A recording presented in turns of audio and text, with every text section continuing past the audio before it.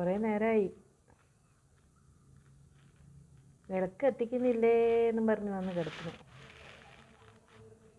Correct സമയം അറിയാം വിളക്ക് എത്തിക്കുന്നത്.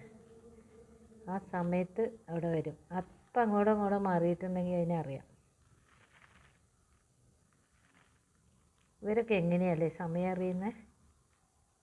ഓരോരോ ടൈമും അവർക്ക് കൃത്യം. നമുക്കൊക്കെ ഉള്ള ക്ലോക്ക്, ഒരു ക്ലോക്കും ഇല്ലാതെ രാവിലെ മുതൽ വൈകുന്നേരം വരെയുള്ള കാര്യങ്ങൾ നല്ല ഭംഗിയായിട്ട് കൃത്യതയോടുകൂടി ചെയ്യുന്ന ഒരു കഴിവ് ദൈവം കൊടുത്തിട്ടുണ്ട് ഈ ജീവികൾക്ക്.